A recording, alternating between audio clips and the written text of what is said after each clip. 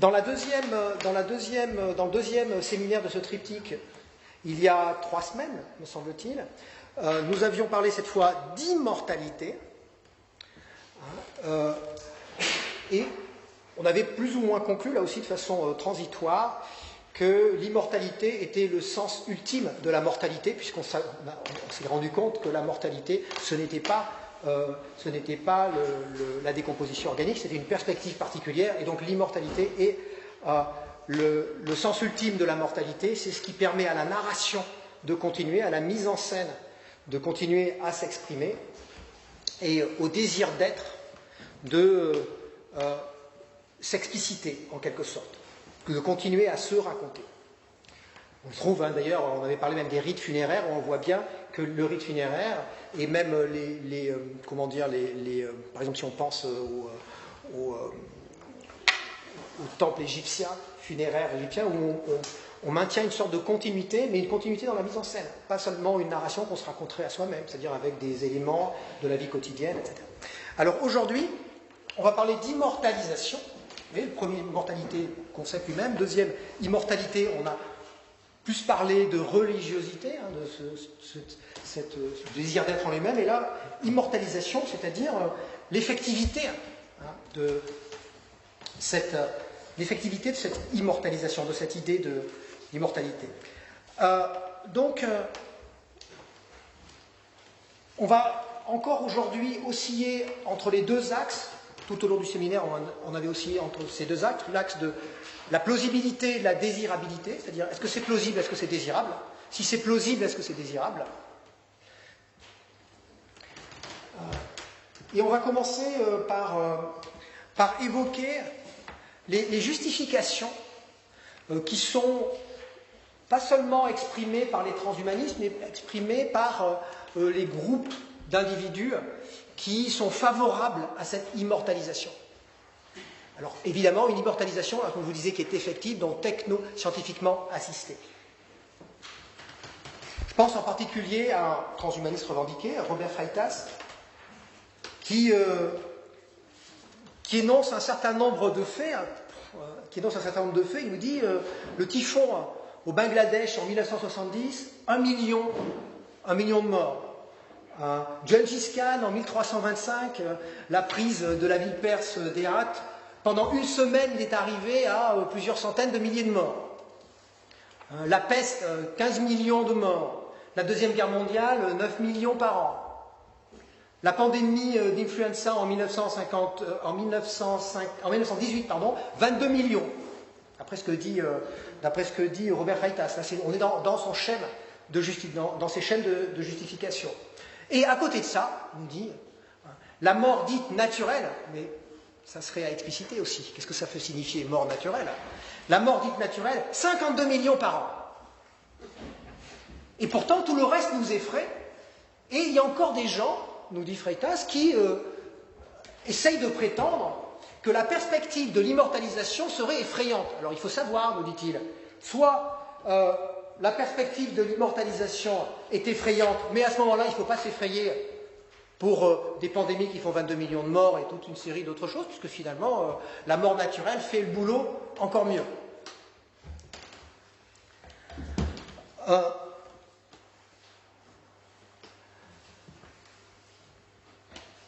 Donc, on avait vu aussi la dernière fois, et ça, c'est peut-être ce que nous dit ce que veut nous dire Freitas, même s'il ne le dit pas de cette manière-là, que le refus de l'immortalisation, de la perspective même de l'immortalisation, revient souvent, quand on étudie les discours, quand on approfondit les discours, revient souvent à ce que Nietzsche démontre assez bien dans la généalogie de la morale, c'est-à-dire transformer une incapacité ou ce que l'on croit être impossible en devoir.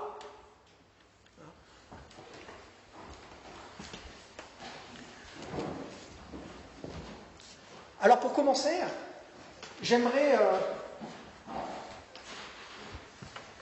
c'est un peu artificiel, mais évoquer 3 grandes phases dans 3 grands âges, même on pourrait dire, de l'immortalisation.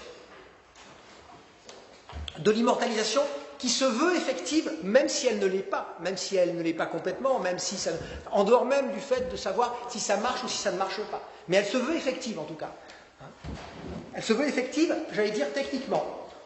On pourrait parler du premier âge de l'immortalisation avec le monde on pourrait parler même d'immortalisation archaïque, de méthodes d'immortalisation archaïque, avec les breuvages divers et variés, avec l'idée alchimique de transformer le plomb en or et par là même l'or signifiant le métal qui ne peut pas, qui est incorruptible symboliquement, et c'est se transformer aussi soi-même en or.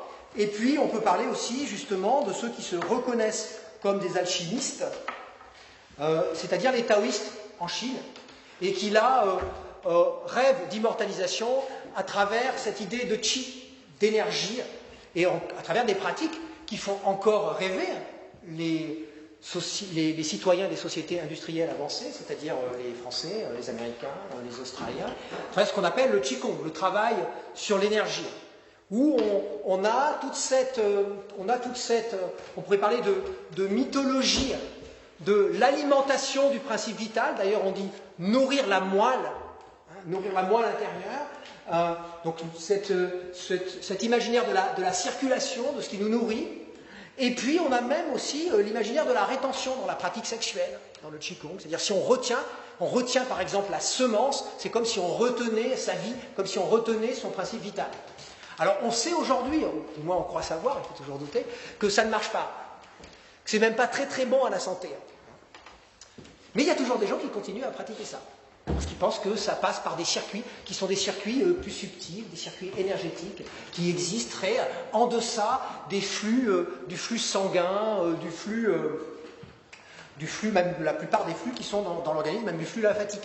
Cela dit, ça c'est une croyance qui est assez généralisée, qu'on retrouve aussi en Inde, cette idée que la vie c'est un principe circulant, et que lorsque on arrive à toucher directement ce qui circule le plus et de façon plus subtile, par des jeux de canaux internes, par des jeux de digues et de débordements, eh bien on maintient en permanence son principe vital.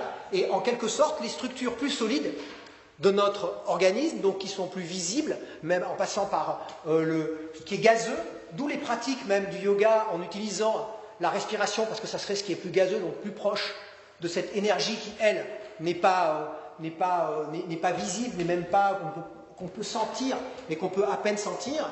Et puis ensuite, ça aussi aurait un effet sur le flux lymphatique, et puis sur le sang, et puis ensuite sur notre composition physique. Mais en réalité, le principe, ça serait d'agir directement sur ce qui est le plus fluide, le plus impalpable, qui serait considéré comme étant plus essentiel. D'ailleurs, c'est comme ça qu'on le nomme, on dit c'est l'essence de la vie. Donc ça serait le premier âge de l'immortalisation, d'une immortalisation qui se veut effective. Le deuxième âge d'une immortalisation qui se veut effective, je dirais, comme j'avais parlé d'immortalisation archaïque, là on est dans l'immortalisation moderne. Je passe vite, hein, c'est juste pour pouvoir faire des petites catégories.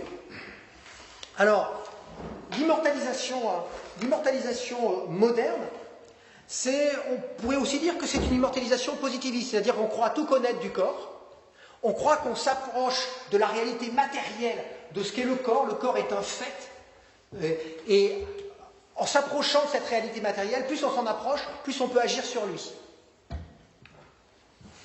Et il y aurait cette idée, et c'est une idée qui a germé depuis un certain nombre d'années, qui a germé au cours du XXe siècle, que finalement la mort serait programmée. Et que la mort, elle serait programmée dans nos cellules elles-mêmes.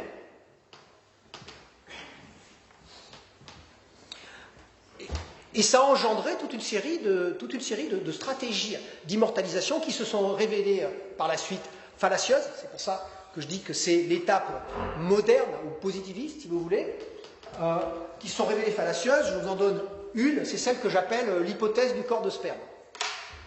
Avec mes étudiants. Pourquoi est-ce que j'appelle ça l'hypothèse du corps de sperme? Parce que comme vous le savez, mais ça va nous servir ensuite pour le troisième âge, ou la troisième grande phase de l'immortalisation, Comme vous le savez, notre organisme est composé de 3 types de cellules. Après, il y a une multitude de cellules spécialisées, diverses et variées. Mais il y a 3 types de cellules. Il y a les cellules de base, c'est-à-dire les cellules dites somatiques, les cellules qui composent notre corps. Et ces cellules, elles ont une caractéristique, ces cellules qui composent notre corps, elles ont une chronologie. Cette chronologie, elle est déterminée par quoi? C'est-à-dire un âge, ils ont un âge. Elle est déterminée par une petite queue qui est au bout de la cellule, qu'on appelle le télomère. Et ça veut dire que les cellules, elles se reproduisent en permanence, parce qu'elles se divisent. Alors que notre organisme, au bout d'une vingtaine d'années, notre organisme est entièrement refondu en quelque sorte. Il n'est pas ce qu'il était avant. Et donc, chaque fois qu'elle se divise, le télomère enregistre cette division, cette information. Et sa manière d'enregistrer cette division, c'est de se raccourcir. C'est ça, les cellules somatiques. Puis il y a un deuxième type de cellules, c'est les cellules dites sénescentes. Sénescentes.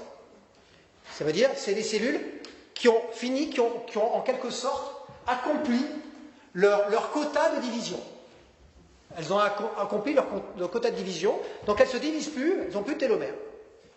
Enfin, en tout cas, c'est fini. Et ça serait ça, la programmation. C'est ça qui a donné le sentiment aux scientifiques que, ça veut dire que nous sommes programmés pour mourir. Quand on dit l'homme pourrait vivre ou devait vivre jusqu'à 120 ans, vous savez, ce fameux âge qui est souvent évoqué, vous avez entendu parler de cet âge, on dit 120 ans, c'est par rapport à ça, c'est par rapport à cette chronologie-là, c'est par rapport à la chronologie cellulaire. Parce qu'on sait qu'à partir d'un certain âge, au bout d'un moment, si on a trop de cellules sénescentes, l'organisme finit par ne plus pouvoir fonctionner dans son ensemble. Et donc il se dégrade, donc c'est la mort. Et on a en fait un troisième type de cellules. Ce sont les cellules séminales. Parce que vous avez bien remarqué, quelque chose qui a l'air d'aller de soi, mais lorsque 2 humains font un enfant, ça se fait encore comme ça, 2 humains, mais peut-être pas pour très longtemps, profitons-en. Donc lorsque 2 humains font un enfant, l'enfant n'a pas l'âge des humains en question. S'il n'y avait que 2 types de cellules dans l'organisme, ça veut dire que puisque ce sont des cellules que nous transférons, s'il n'y avait que 2 types de cellules, ça veut dire que quelqu'un qui ferait un enfant à 16 ans, il ferait un enfant qui aurait un âge différent de celui qui fait un enfant à 30 ans, ou à 35 ans, ou à 40 ans. Ce n'est pas le cas. Et donc, comment est-ce possible? C'est simple, c'est que la caractéristique des cellules séminales, c'est que ce sont des cellules sans âge. Ce sont des cellules qui n'ont pas de télomère. Alors, un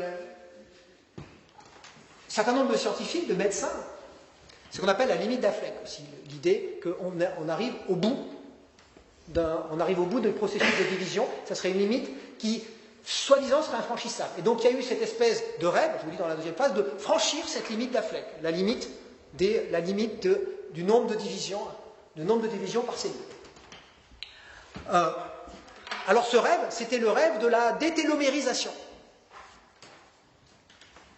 Et c'est pour ça que je dis que c'est le mythe du corps de sperme. C'est-à-dire, c'est en quelque sorte transformer son organisme avec des caractéristiques qui seraient des caractéristiques séminales. Alors ça n'a pas marché, parce qu'en fait, on s'est progressivement rendu compte que la division cellulaire et cette programmation, c'est-à-dire le télomère, avait un intérêt, c'est-à-dire qu'il permettait de mieux répartir l'énergie. Ce n'était pas pour nous tuer en quelque sorte. Qu'il y avait ce télomère, ce n'était pas pour nous tuer, mais c'était un programme utile, c'est-à-dire c'était un pilotage de l'organisme. Par exemple, on pourrait dire, lorsqu'on commence à avoir des cheveux blancs, effectivement, c'est un signe de vieillissement, mais en même temps, c'est un processus qui permet à l'organisme de se concentrer sur les fonctions vitales. Donc, si on construit un corps complètement détélomérisé, on construit un corps qui est soumis, qui peut être, soumis à une sorte d'anarchie. Et d'ailleurs, ce qui s'est produit lorsqu'il y a eu des tentatives de détélomérisation sur des rats, c'est que ça a produit quoi? Ça a produit ce phénomène organique qui consiste dans la division cellulaire anarchique, c'est-à-dire des cancers. C'est-à-dire ça produit des cancers, donc ils meurent encore plus tôt. Donc il y a eu cette idée qu'on est programmé, qu'on serait programmé pour mourir, alors qu'en réalité, même on pourrait dire philosophiquement, on se demande pourquoi on serait programmé pour mourir alors que tout concourt, dans la définition même du vivant, tout concourt à résister à l'inertie anthropique. Donc ne serait-ce que du point de vue logique, peut-être qu'on aurait dû réfléchir un petit peu à cette lutte perpétuelle qui est celle du vivant, en se demandant mais pourquoi est-ce que le vivant se retournerait contre lui-même, contre son propre principe de survie, puis il se programmerait pour mourir. Parce qu'ils sont ratés, parce qu'une fois que nous ajouté le produit, après c'est... Peut-être qu'il y a la question de la reproduction, et ça c'est ce que dirait Richard Dawkins. Je crois que je l'avais parlé dans un précédent séminaire, où Richard Dawkins, en dehors de son best-seller sur l'athéisme, c'est un peu le Michel Onfray du monde anglo-saxon. Mais Richard Dawkins, il dit quelque chose de plus intéressant quand il parle d'athéisme et de toutes ces choses-là. Il dit que nous croyons que nos cellules, car nos gènes travaillent pour nous, alors que c'est exactement le contraire. C'est que nous travaillons pour elles. Et je ne sais pas si vous vous souvenez de ce séminaire où je vous avais dit, mais le projet transhumaniste, c'est d'apprivoiser les cellules, de les forcer à travailler pour nous malgré tout, et donc ça voudrait dire qu'on serait le seul organisme dans l'histoire du vivant qui obligerait ses propres cellules, ses propres gènes à travailler, non pas pour eux-mêmes en nous utilisant, mais à être l'esclave d'un organisme qui serait l'humain, si on suit la théorie de Richard Dawkins. Puisque si ensuite on hypothèse, c'est-à-dire qu'effectivement la mort est un processus qui est au service finalement des cellules, de la survie des cellules, c'est-à-dire la reproduction, à ce moment-là on pourrait dire, qu'est-ce que je voulais dire ? Enfin bon, voilà. Oui, on pourrait dire que l'immortalisation effective, elle court-circuite, elle trahit en quelque sorte l'objectif de la perpétuation des cellules. Puisque elles veulent, ce qui compte, c'est qu'elles se perpétuent d'un organisme dans un autre, alors que là, on les met à notre service, pour notre objectif et pas pour le leur. Ça renverse, en quelque sorte. Donc, ce que j'appelle la troisième phase, c'est la phase actuelle, c'est celle-là dont on va surtout discuter, d'immortalisation, c'est l'immortalisation par transformation, pas en allant au-delà des mécanismes qu'on essayerait d'utiliser, mais par transformation de la structure même de l'organisme, et qui se traduit par exemple sur la question de la programmation, non pas par la détélomérisation, mais par la retélomérisation.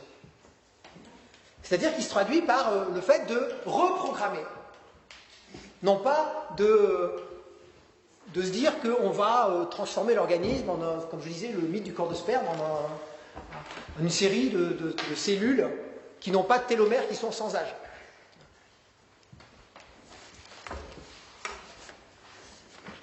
Alors, cet âge, cette troisième grande phase d'immortalisation effective, elle se traduit par 4 stratégies. J'ai pu trouver 4 stratégies, classer 4 stratégies. Et l'intérêt de ces stratégies, c'est que de la première jusqu'à la 4e, elles s'imbriquent les unes dans les autres. C'est-à-dire que la stratégie 1 est ce qu'elle est, puis la stratégie 2, elle se superpose à la stratégie 1, la stratégie 3, elle se superpose aux 2 premières, et la 4e, elle est l'aboutissement, enfin la synthèse de toutes les autres stratégies. Et elle donne le fin mot du sens de toutes les stratégies précédentes. La première stratégie, c'est la stratégie que j'appelle mécanique. La stratégie mécanique, c'est la stratégie du cyborg. On en avait déjà parlé de ça. La stratégie du cyborg, c'est le fait de s'hybrider aux machines. Vous savez, cette stratégie du cyborg, elle est fondée sur la différence de vitesse d'évolution entre la vitesse d'évolution organique et la vitesse d'évolution technique. Et en montrant que la vitesse d'évolution organique, elle est sur une pente très faible, alors que la vitesse d'évolution technologique, elle est sur une pente qui se verticalise.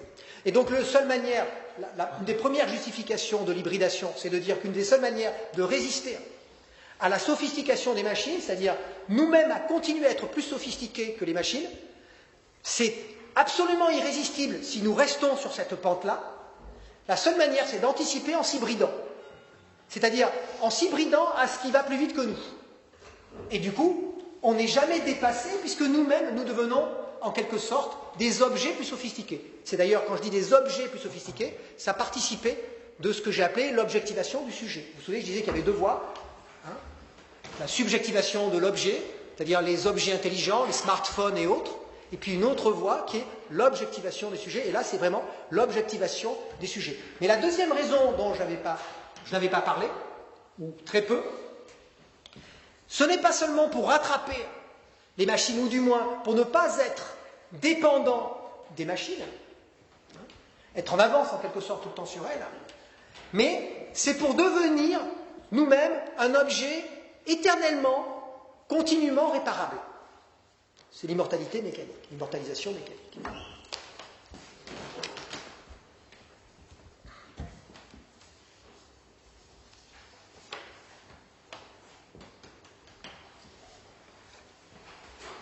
On est dans une... Alors ça se traduit, cette logique de la réparation, mais ça vous dit déjà quelque chose, parce que c'est des choses qu'on avait développées pour d'autres cas. C'est une prothétique augmentative, c'est vraiment le cas de la prothétique augmentative, par extension réparation, et par expansion nouvelle capacité, qui se traduit par une réparation sans fin, mais une réparation sans fin qui, chaque fois, s'améliore, avec des améliorations. La deuxième stratégie, c'est la stratégie cellulaire régénératrice. Avec toutes les techniques régénératrices dont on a parlé, avec le télomère, la reprogrammation des télomères, le rajeunissement cellulaire, et avec pour objectif, non pas la résistance, mais le rajeunissement, l'inversion du processus de vieillissement. Avec l'utilisation de ce qu'on appelle aujourd'hui la biologie de synthèse. Alors pourquoi je vous avais dit que la deuxième phase, enfin la deuxième stratégie, elle utilise déjà la première stratégie. Mais parce que dans la deuxième stratégie, comment est-ce qu'on arrive à ça? On arrive à ça avec des nanorobots qui ont la taille des cellules. Pourquoi faire? Ne serait-ce que pour contrôler l'organisme, pour contrôler la composition sanguine, pour évacuer les toxines métaboliques, c'est-à-dire des nanorobots qui soient des nanorobots un peu comme des éboueurs organiques, si vous voulez. Pour remplacer même des chromosomes défectueux, prévenir les mutations intempestives, et même réparer des cellules endommagées. C'est pour ça que je vous disais qu'on est certes dans une logique de rajeunissement cellulaire, améliorative du point de vue cellulaire, mais en même temps, on utilise aussi la mécanique. Mais dans le premier cas, on est seulement sur la mécanique, dans le remplacement mécanique. Dans le deuxième cas, on est dans le cellulaire, mais qui mobilise le mécanique. Troisième stratégie, la stratégie par la reproduction, par la génétique.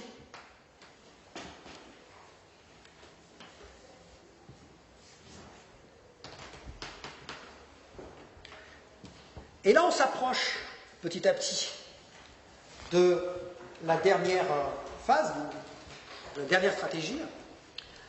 Là, c'est essentiellement le clonage, mais qui pose un certain nombre de problèmes. C'est-à-dire que si on considère que le clonage, c'est une forme d'immortalisation, pourquoi on considère que le clonage est une forme d'immortalisation? Parce qu'on considère que ce qui compte, c'est la préservation de l'information cellulaire. La préservation du complexe organique dans son ensemble. Ce qui pose quand même un certain nombre de problèmes d'emblée, parce que finalement, le clonage pourrait n'être qu'un nouveau mode de reproduction.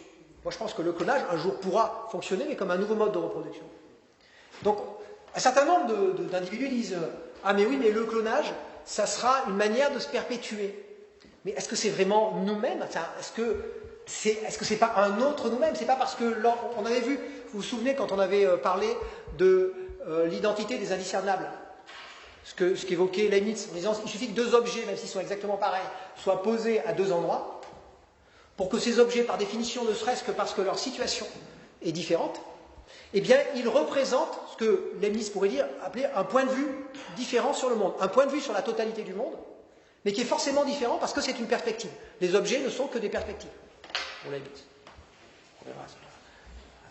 Et il suffit d'être situé dans un endroit différent, je vous disais, ne serait-ce que pour recevoir la lumière du soleil sur un angle très légèrement différent et donc avoir une structure très légèrement différente.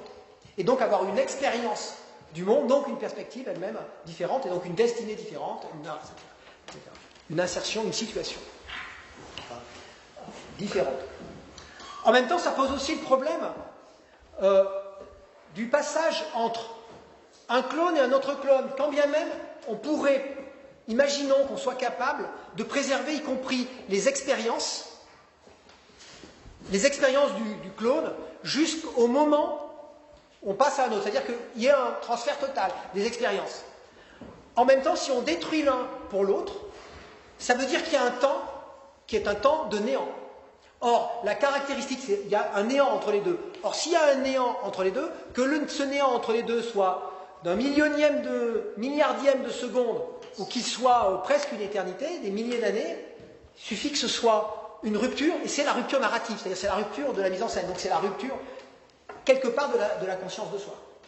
Donc il y a quand même un certain nombre de paradoxes. Et puis enfin, il y a la quatrième stratégie, qui est la stratégie informationnelle.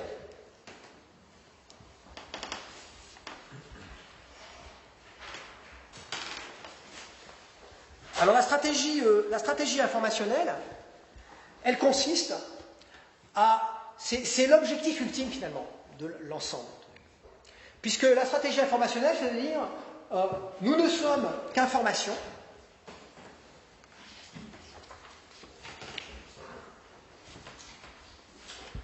mais dans les premières stratégies, on n'arrivait pas entièrement à le réaliser, parce qu'on n'arrivait pas entièrement non seulement à le réaliser, mais à l'effectuer. Mais à partir du moment où on arrive à toucher la structure informationnelle, qui est tout ce que nous sommes, qui serait tout notre être, c'est pour ça que je parle d'ontologie informationnelle, à ce moment-là, on peut produire, impulser ce que certains transhumanistes, ou même des gens qui ne sont pas forcément transhumanistes, appellent le grand transfert. Voilà. Mais l'idée essentielle, c'est l'indépendance de tout support. Alors que dans les autres stratégies, on était encore dépendant du support. On pouvait l'améliorer à une vitesse qui est infiniment plus rapide que la vitesse à laquelle nos organismes se sont constitués, par exemple même dans la prothétique.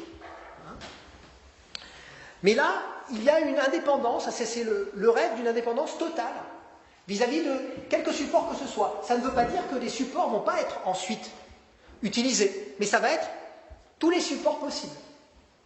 Ça peut être un support purement numérique et qui reste un support numérique, où nous pourrions exister comme des avatars qui seraient nous, et nous pourrions nous démultiplier à l'infini. Là, on est vraiment, pour le coup, pas seulement dans l'extension de la durée, mais dans l'expansion du champ et des champs possibles d'existence. Ou ça peut être, c'est pour ça que je vous disais, ou ça peut être dans un organisme.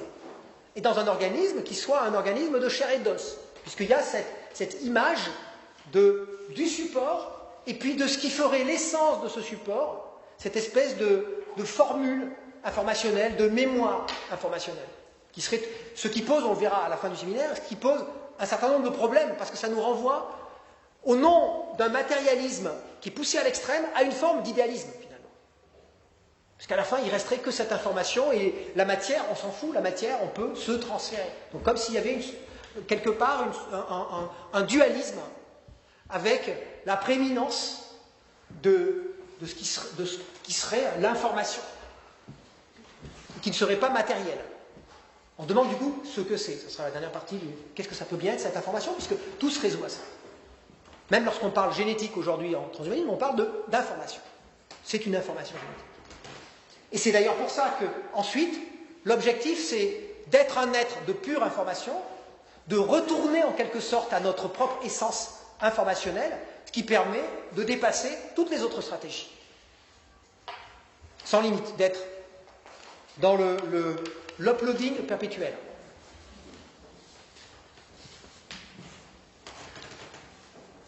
Alors, autre petite remarque par rapport à ces 4 stratégies. Dans les 2 premières stratégies d'immortalisation, c'est une immortalisation sans accident. Ça veut dire que on a beau être avec des prothèses très sophistiquées, avoir toutes les prothèses possibles, imaginables, les plus sophistiquées. Si on a un accident d'avion suffisamment violent, par exemple comme celui qui a eu lieu dans le sud-est de la France très récemment, a priori, c'est quand même fini pour nous. Donc c'est de l'immortalisation en termes de mort naturelle, mais qui ne nous protège pas contre l'accident. Dans la phase, dans le deuxième, c'est la même chose. Hein. C'est pas parce qu'on a des cellules performantes, des cellules de plus en plus performantes, entièrement réparées, perpétuellement réparées, qu'on échappe à une destruction, à une bombe. Pour dire des choses qui sont à la mode, accident d'avion, ou des bombes, pour le coup. On n'y échappe pas quand même. On a beau avoir des cellules très sophistiquées. En revanche, c'est là où il y a déjà une différence. Dans l'immortalisation des 2 derniers types, dans le premier type des 2 derniers types, c'est-à-dire par le clonage, a priori, on pourrait imaginer que l'information génétique elle-même a été conservée. Puisque c'est l'imaginaire que c'est cette information-là, donc après tout, on peut la garder. Ce qui pose aussi un problème de savoir si cette information, c'est la conscience de soi, qu'est-ce que c'est que cette conscience de soi qui est laissée de côté dans une boîte en attendant de l'utiliser au cas où il m'arrive quelque chose. Qu'est-ce que ça veut dire? Il m'arrive quelque chose, le me possessif pour le coup. Qu'est-ce que ça peut bien vouloir dire? Qu'est-ce que c'est que cette démultiplication d'êtres qui sont des êtres potentiels, potentiellement là pour me remplacer au cas où? Ça pose quand même des problèmes. Et puis il y a avec le tout uploading, comme je vous disais, il y a la question du tout uploading, où là, c'est une immortalisation aussi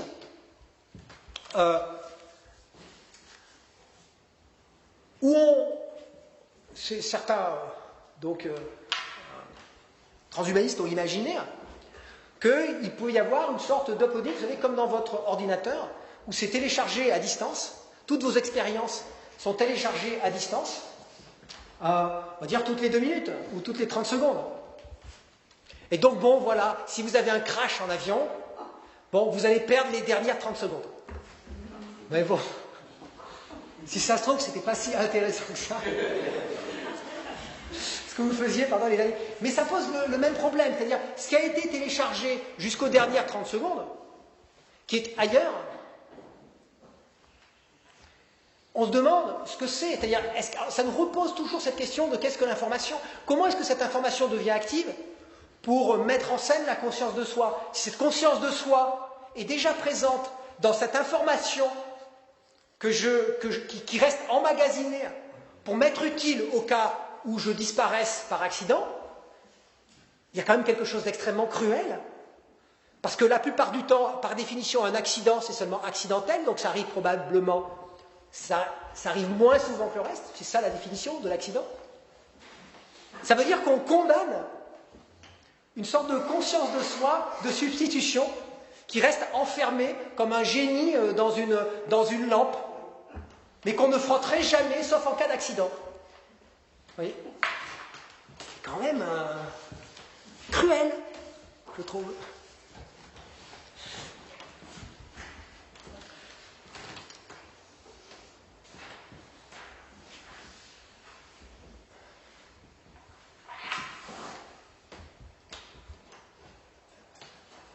Alors, on pourrait dire aussi que dans l'hypothèse 2 et 3, mais d'ailleurs on peut le retrouver aussi dans l'hypothèse 1 et 2, les stratégies 1 et 2, il semble qu'il y ait ce risque, que j'avais déjà souligné, de la perte de singularité par souci de préserver l'identité.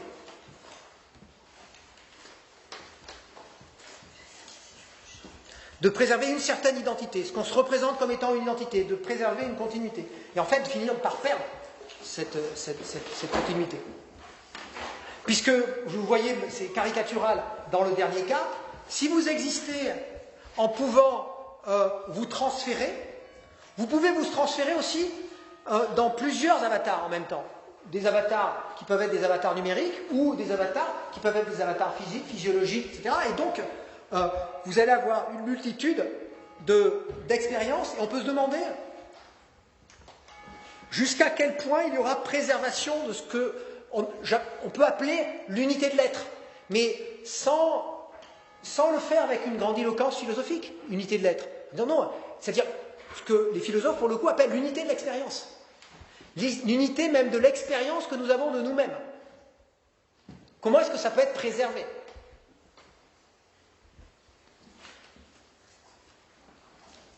Et ça se manifeste dans un autre paradoxe,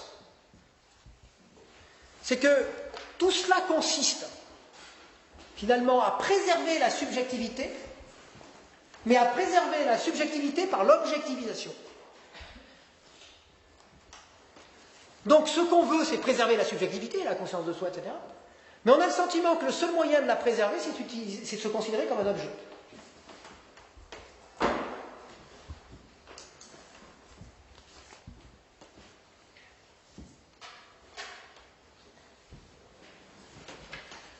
Alors maintenant sur la question un peu plus avancée de la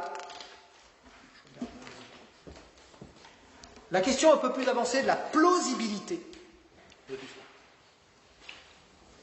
Alors vous avez un célèbre gérontologue britannique, Aubrey de Grey, qui lui croit fermement à la possibilité du rajeunissement, en particulier sur la stratégie du rajeunissement cellulaire.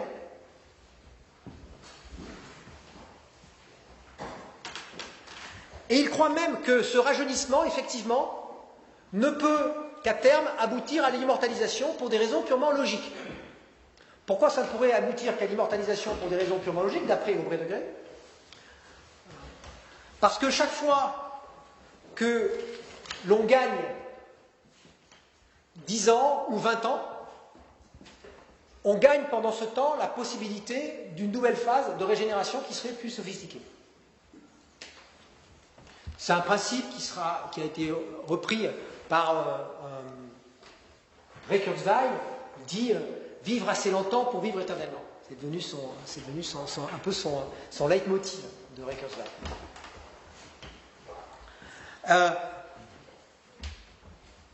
Aubrey de Grey, il appelle ce principe le principe LEV, Longevity Escape Velocity. Je vous dis au cas où, vous mettez ça sur Google si vous voulez avoir plus de... Et alors c'est quoi ?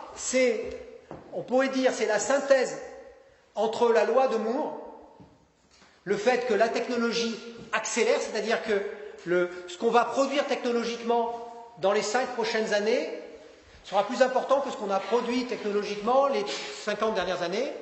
Et donc ce qu'on va produire ensuite les 2 prochaines années sera plus important que ce qu'on a produit les 5 dernières années, etc., etc. Donc ça, c'est la loi de Moore. Et c'est la loi de Moore appliquée au rajeunissement qui ne peut donc qu'aboutir à l'immortalisation. C'est ça la logique de Aubrey de Grey.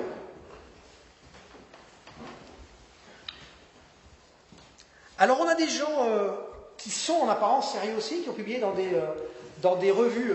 Je ne suis pas là pour prendre position sur le sérieux ou le non sérieux. Je suis là pour réfléchir aux conditions pour l'instant de cette plausibilité, et ensuite à la désirabilité, comme on le verra.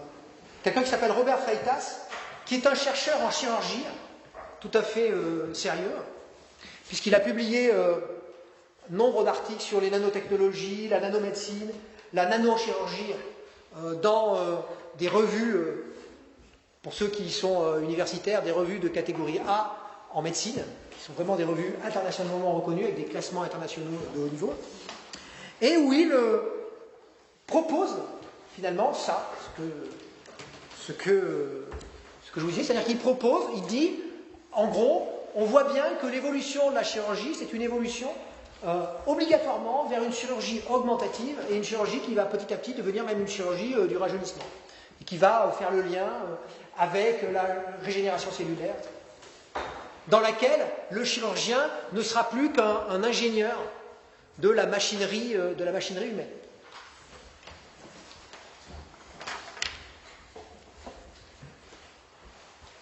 Alors sur la question de l'immortalité, de ce que les anglo-saxons appellent digital immortality, l'immortalité digitale, moi ce qu'on pourrait appeler l'immortalité numérique, moi ce que j'ai appelé l'immortalité, la stratégie informationnelle.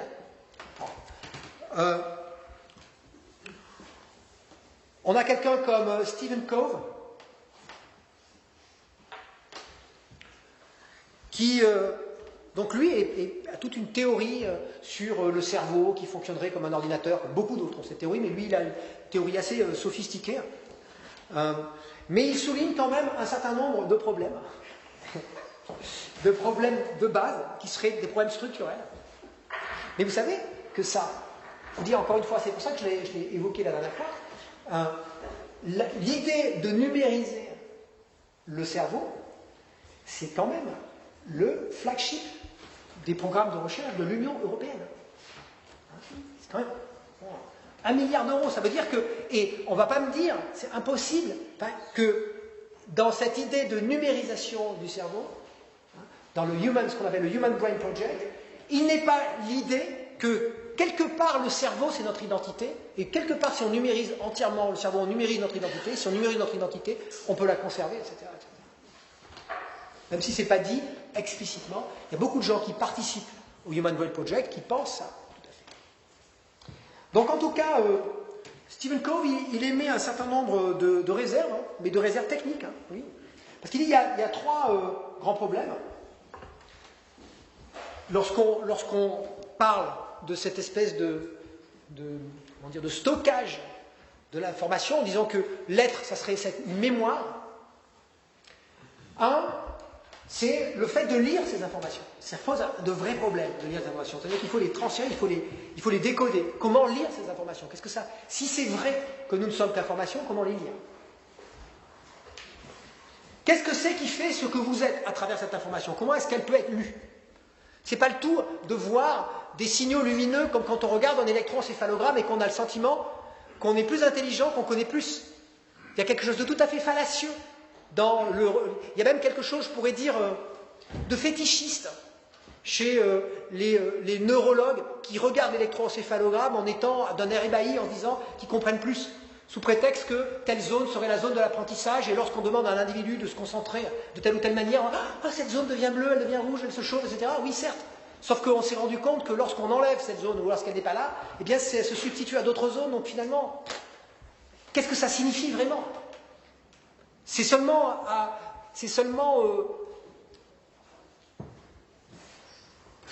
une expression, mais on ne sait pas ce qui est impliqué par cette expression. Donc ça, c'est un vrai problème. Le problème de traduction d'emblée, le problème de traduction. Et souvent, les transhumanistes comme Ray Kurzweil, ils n'émettent pas de doute par rapport à ça. C'est la différence avec Stephen Cove. C'est que lui, il dit, attendez, il y a déjà un problème, moi je suis d'accord, j'aimerais bien. Il n'est pas contre, lui. Il ne dit pas, j'aimerais bien, mais attendez, la traduction. Comment est-ce qu'on traduit déjà? Comment on fait? C'est-à-dire, ces signaux, c'est des signaux, mais comment est-ce qu'on les traduit?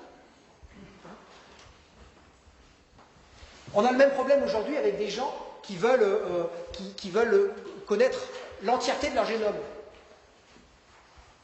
Mais d'un autre côté, oui, mais comment est-ce qu'on traduit? C'est-à-dire, là, il y a un problème de traduction. Alors c'est bon, c'est génial, on a le sentiment qu'on contrôle quelque chose, mais Deuxièmement, il dit, une fois qu'on l'a traduit, to store them.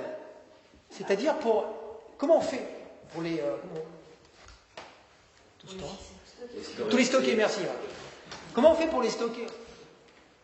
Parce que c'est un autre problème vraiment le stockage, qui n'est pas si évident. Est-ce qu'on peut les stocker de la même manière que on stocke? Est-ce que ce n'est pas une simple métaphore inapplicable, la métaphore informatique, qui, encore une fois, n'est pas remise en cause par la plupart des transhumanistes? Là, je fais une sorte de critique.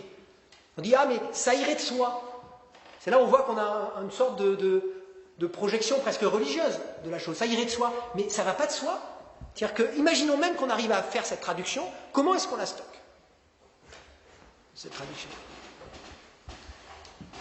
Et ensuite, le troisième problème, qui d'après Stephen Cove est le problème le plus difficile, le plus grave, difficilement surmontable, c'est pas seulement de lire, de traduire cette information qui pourrait nous rendre immortels, c'est pas seulement de la stocker, mais it's to animate them. Comment est-ce qu'on l'anime? Comment est-ce que ça devient un principe vital? Comment est-ce que ça devient vivant au sens où ça agit, ça décide, ça fait quelque chose? Est-ce que ce codage, est-ce que ce qui sera stocké, dans l'hypothèse on arrive à le stocker, on arrive à le décoder, comment est-ce qu'on en fait un principe qui ensuite reprend sa dynamique? Est-ce que on peut le rendre dynamique? Il n'y a pas une réponse unique. Et ça ne veut pas dire qu'il n'y a pas de réponse. Comment? Il y en a plusieurs. L'imprimante 3D absolue ou l'émulation par un ordinateur. On va parler d'émulation et de simulation, c'est pas si évident que ça. La question de... Parce que, oui, c'est pas si évident que ça. Non, non. Parce qu'il est chercheur en informatique, Stephen. Enfin, il connaît assez bien ce type de problème. Il dit, mais justement, qu'est-ce que ça peut vous dire une fois qu'on a fait ça, qu'on a fait ce décodage, qu'on a fait tout ça, qu'est-ce qu'on lui fait faire? Et ce qu'on lui fait faire, il y a le problème quand il veut dire animate them, qu'est-ce que c'est qui permet de dire qu'il y a cette fameuse conscience de soi, qui serait ce qu'on appelle la vie. Bon, il y a d'autres projets qui sont des projets assez drôles de Randall Cohn, je ne sais pas comment ça se prononce, K-O-E-N-E, un projet qui s'appelle le Carbon Copies Project. C'est un Californien. Et leur slogan, c'est To make digital immortality real.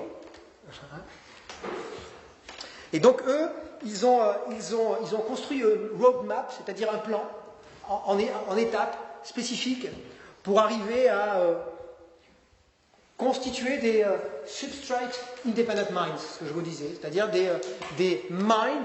En France, on n'a pas de mot pour dire exactement ce que veut dire mind, c'est-à-dire du mental, de l'esprit, enfin je ne sais pas, c'est-à-dire ni l'esprit au sens spirit, ni le mental au sens mental, mais qui est mind, cette espèce, une sorte d'unité vitale, mémorielle, et active, et pour essayer de construire ça. Alors ça consisterait là pour le coup à scanner le cerveau. Et ensuite le transférer et comme cela on obtiendrait cette immortalité. Alors lui, il y a toute une série d'hypothèses mais qui sont un peu fumeuses me semble-t-il, mais qui sont intéressantes où ces cerveaux en quelque sorte, ces unités seraient disponibles, existeraient dans une sorte d'espace virtuel géant d'une très grande complexité, où chacun pourrait aller chercher ce qu'il veut en fonction comme une sorte d'open source. Il veut avoir une vie organique, tel type de vie organique pendant une dizaine d'années, il a ce type de vie organique, ou même pendant 2-3 jours, et puis après un autre type de vie organique. Donc en fait, nous ne serions plus que dans cet imaginaire-là, que des substrate independent minds, dans un monde numérique, et qui pourrait, à un moment donné, s'incarner au sens propre, d'une multitude de manières pour jouer leur vie. Alors, cela, ça pose... Maintenant, on a parlé de la plausibilité, on voit que la plausibilité, on ne peut pas arriver on ne peut pas arriver à avoir une opinion rigoureuse sur la question de la plausibilité. Il est clair que le processus de développement technologique, il est effectivement plus rapide que le processus de développement organique. Il est clair qu'aujourd'hui, il existe des prothèses qui sont des prothèses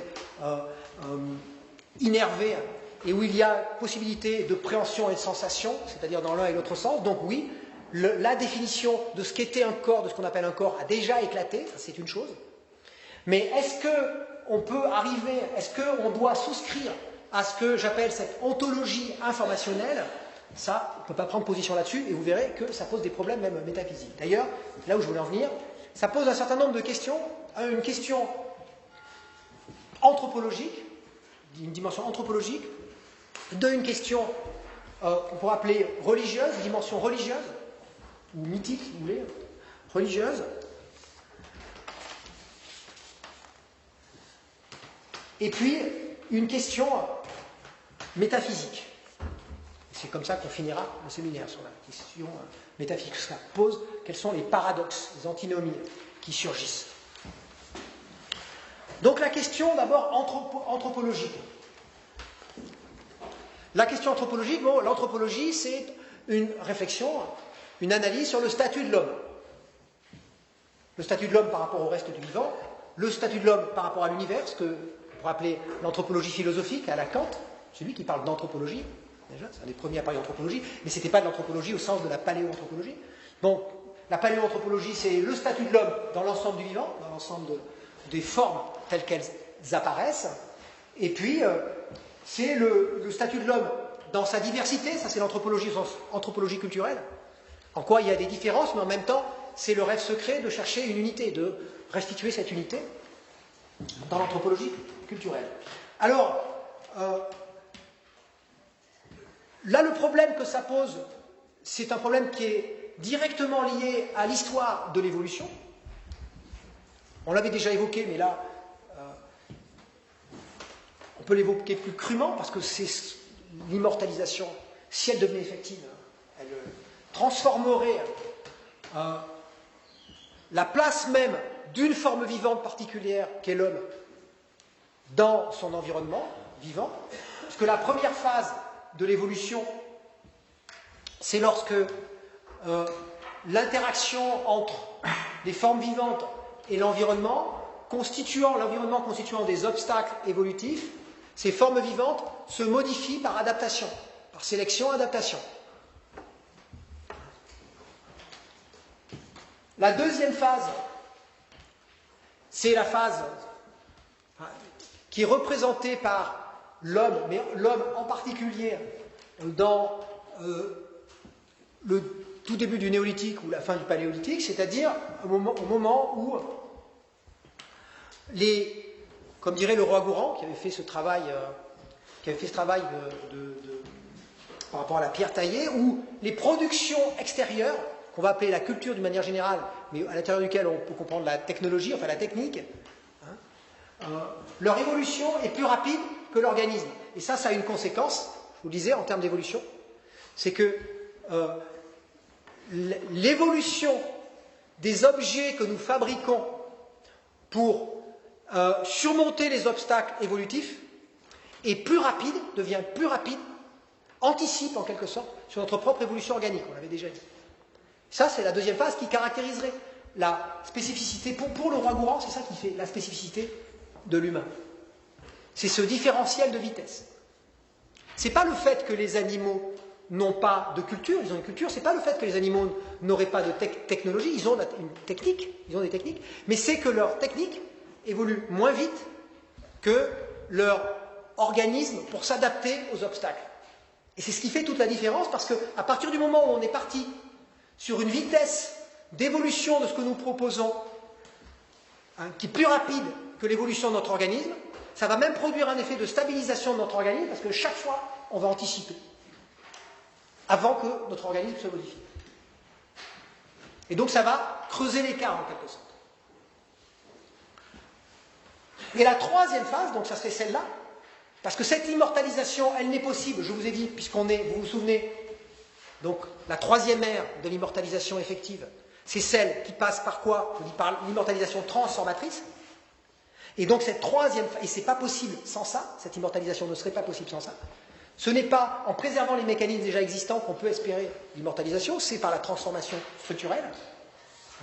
Et donc cette troisième phase, si elle devenait effective, elle poserait le problème anthropologique d'une espèce qui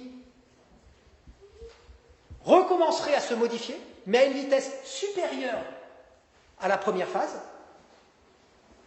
et en plus, non pas en raison des obstacles évolutifs, puisqu'il s'agirait de se transformer volontairement, en quelque sorte, stratégiquement, et non pas de s'adapter aux conditions qui nous poussent à nous adapter. Et donc ça serait une troisième phase où la morphologie humaine se modifie à nouveau, alors qu'au contraire, c'était, on pourrait dire, une des formes vivantes qui se modifiait le moins en raison de ce que je vous disais, puisqu'il y avait ces phénomènes d'anticipation. Mais là, on redeviendrait l'inverse, la forme vivante qui se modifie le plus, mais pas en raison des obstacles évolutifs. Donc ça, on pourrait dire que dans une certaine mesure, c'est une troisième phase dans l'évolution. Donc ça, oui, c'est ça, pour moi, la dimension anthropologique de la question. Après, il y a la dimension anthropologique du point de vue culturel, mais ça, on pourra discuter peut-être un peu plus tard. Parce que sinon, on parlera de démographie, dimension, ce que j'appelais la dimension sociale plutôt. Là, je pensais anthropologique au sens plus fondamental de la définition de l'homme, sans entrer dans le détail de ce qui fait l'homme dans son rapport aux autres.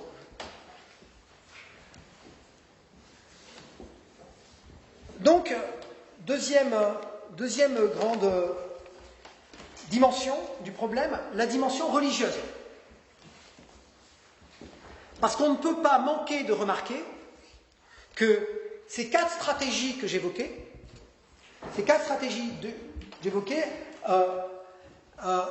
définissent une sorte de processus de libération de la matière, de notre matière constitutive. Et ça, c'est quand même aussi assez proche des eschatologies religieuses. Eschatone, l'idée d'une fin dernière qui nous libérerait de l'inertie, de la lourdeur, de la souillure même de la matière. Ce serait une sorte de rédemption par la technique, aboutissant à cet être informationnel. On pourrait même parler de résurrection numérique. Et quand je dis qu'on peut parler de résurrection numérique, c'est que ce sont des expressions qui ont été utilisées par des chercheurs. Par exemple, je pense, je vous dirai un passage, ce que j'avais comment s'appelle-t-il, à Tripler, le physicien américain, qui parle justement de simulation et d'émulation, qui est professeur de physique mathématique à l'université de Tulane, que j'avais rencontré d'ailleurs, mais que j'avais rencontré à Édimbourg en fait, il était au département de philo, et qui a écrit d'ailleurs un livre, qui a été un best-seller à l'époque, qui était Physics of Immortality, dont je vous ai déjà parlé.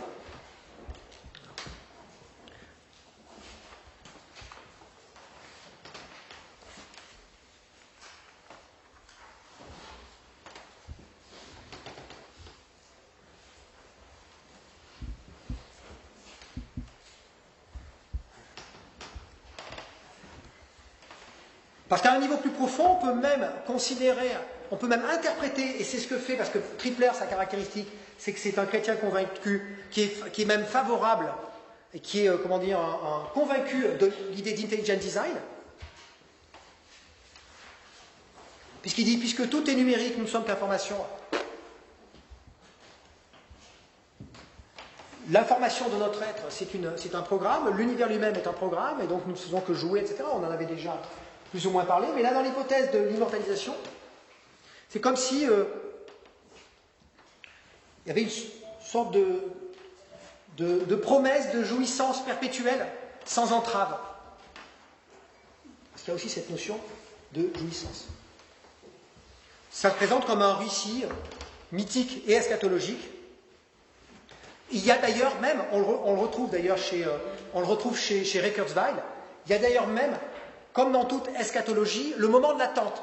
Vous savez, le moment de l'attente où on attend les signes des temps à venir. C'est pas une attente passive. En quelque sorte, on doit faire quelque chose. Ça suppose une certaine attitude. Et d'autre part, ça se traduit par les signes de l'événement, de l'apocalypse, de tout ce que vous voulez. Là, ça va être la singularité. C'est l'autre sens d'ailleurs de la singularité. La singularité, c'est pas seulement le moment où les machines deviennent plus performantes que les hommes, c'est le moment sans retour où l'homme est sur le chemin de l'immortalisation effective. Et c'est d'ailleurs pour ça que les machines ne pourront plus le dépasser. Donc il y a un lien entre immortalisation et hybridation homme-machine, aussi à ce niveau-là. Chez Kurzweil, ça se traduit par le concept de bridge, vous l'avez dit. Bridge 1, drug design. C'est-à-dire qu'on essaye de résister au maximum, de se modifier, d'accroître les capacités par ce qu'on peut, c'est-à-dire avec des drogues. Et Ray Kurzweil, il prend, je crois, 50 ou 60 types de pilules différentes pour pouvoir résister, lutter contre ceci, contre cela, contre cela, contre cela, contre cela. Hein? Bridge 2 sur les nanotechnologies. La réparation même génétique interne grâce à ces micro-objets qui ont la taille de cellules. Et enfin, Bridge 3, Bridge 3 c'est le grand transfert, ça y est, on est un être informatique, c'est la grande libération. Il y a quelque chose vraiment de religieux dans cette façon de concevoir les choses.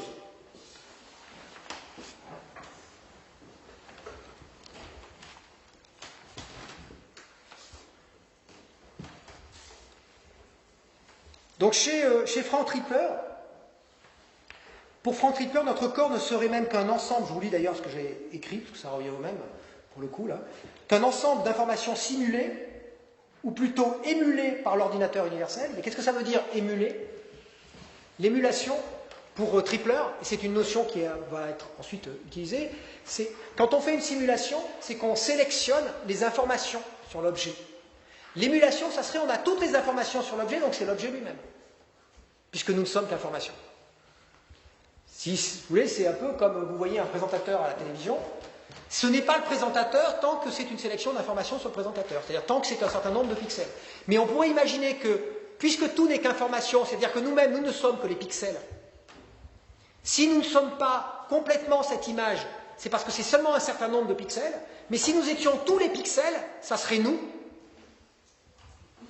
Et donc, tout fonctionne comme si, à un moment donné, notre organisme, c'est une simulation dans un grand ordinateur, mais en fait là, en l'occurrence, une émulation. Pour Tripler. Alors il va émettre une théorie qui ressemble un peu à la théorie de Teilhard de Chardin, la théorie du point oméga, où il y aurait une sorte de libération ultime, où on deviendrait une sorte d'information totale, complètement consciente d'elle-même.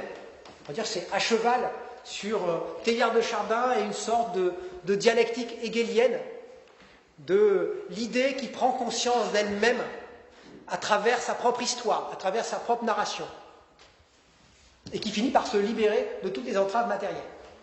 Mais version transhumanisme informationnel.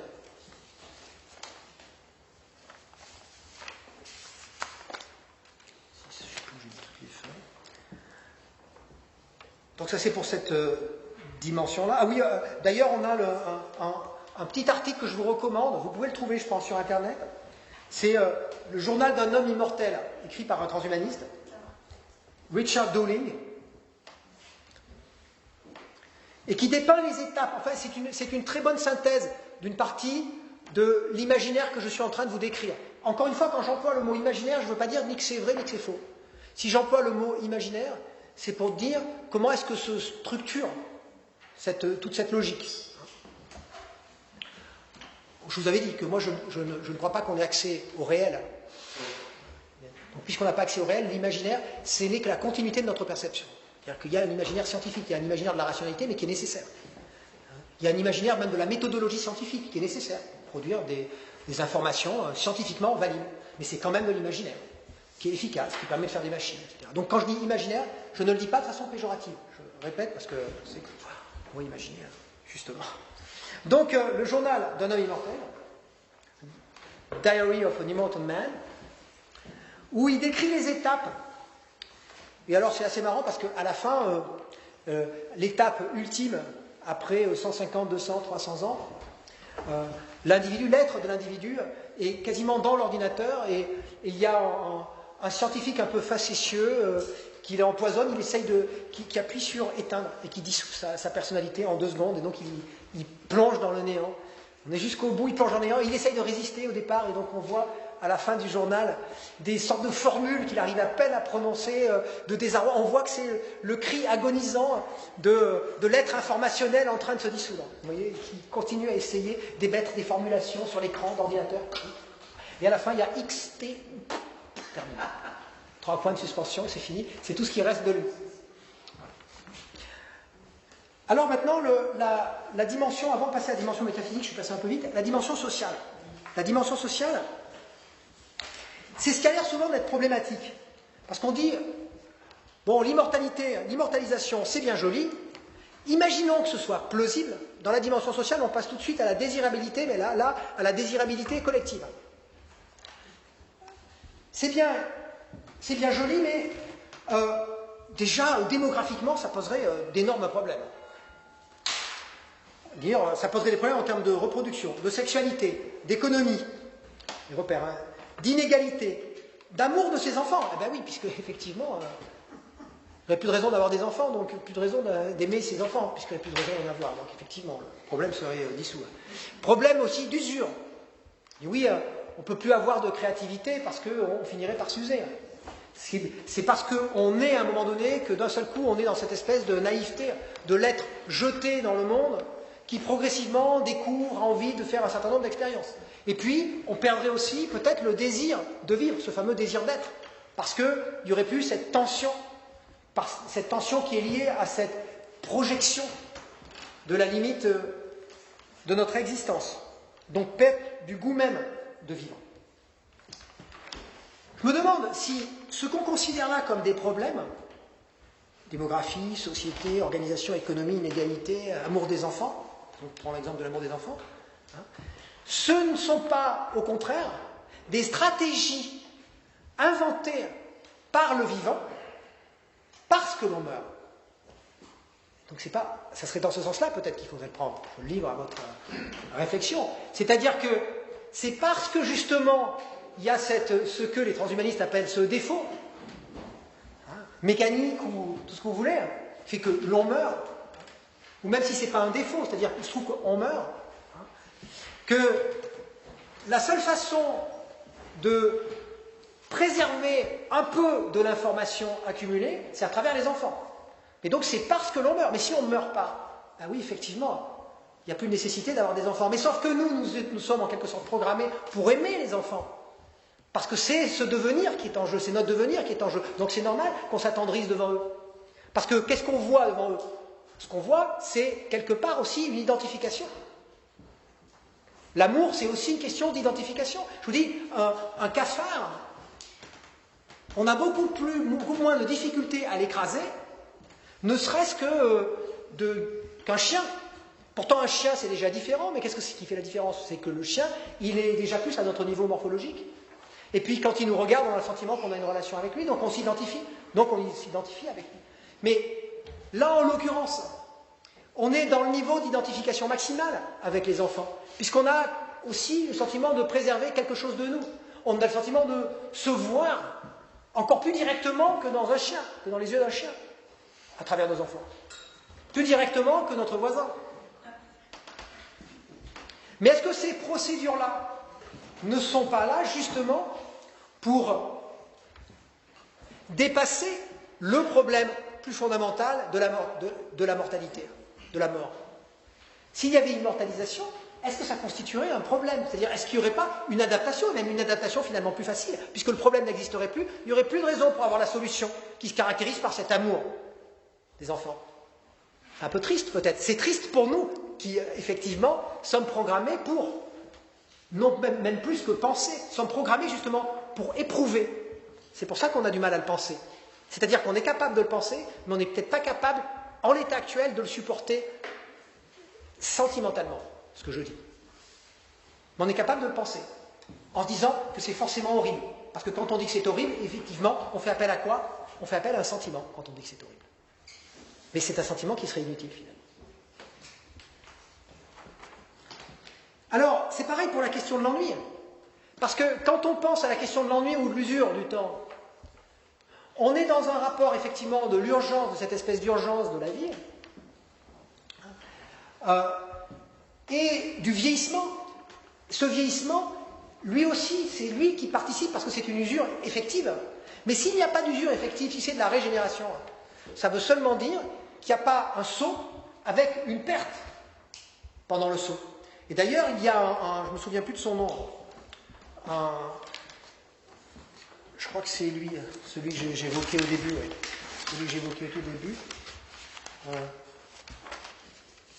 Oui, Robert Freitas, que j'évoquais au début, qui dit, parce que lui, il veut mesurer l'intérêt de l'immortalisation.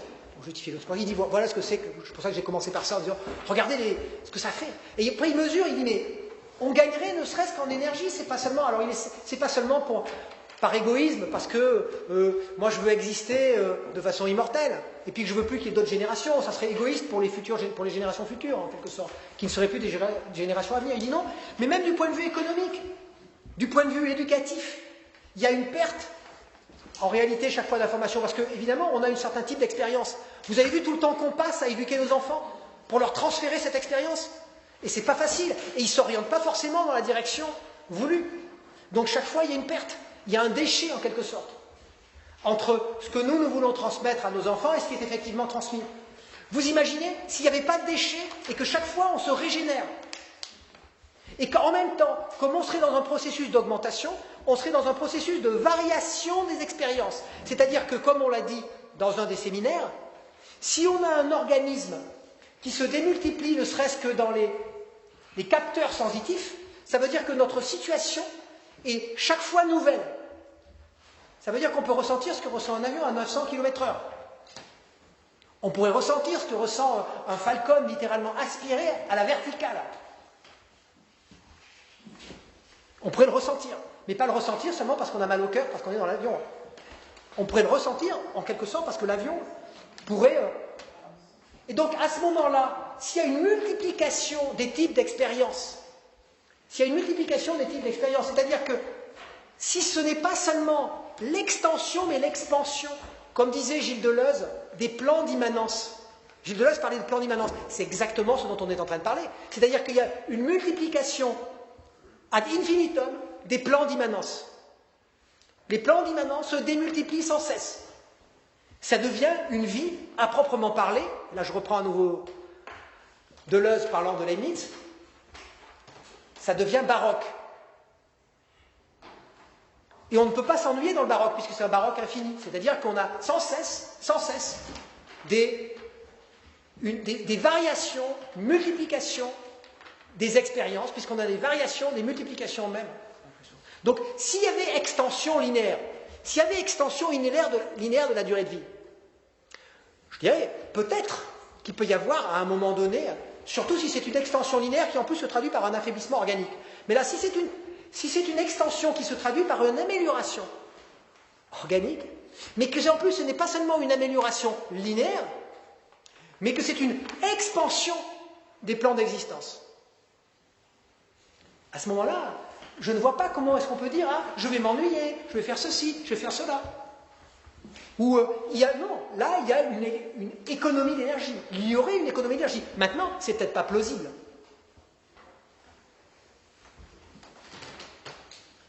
Mais je crois que ces problèmes, en tout cas, sont des faux problèmes.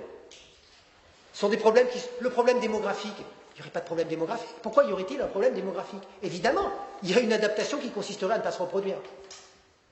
Ou à ne plus se reproduire de la même manière, puisqu'en quelque sorte, on serait éternellement reproductible. C'est-à-dire que la reproduction n'aurait pas lieu.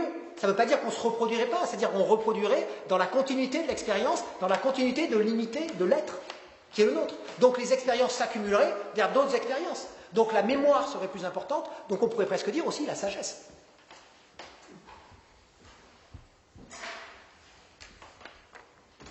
Je pense que ça, en tout cas, ce sont des faux problèmes. Je ne pense pas que ce soit, don't get me wrong, je ne pense pas que ce soit désirable, la façon dont c'est envisagé.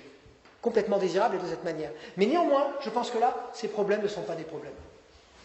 Ne sont pas des vrais problèmes.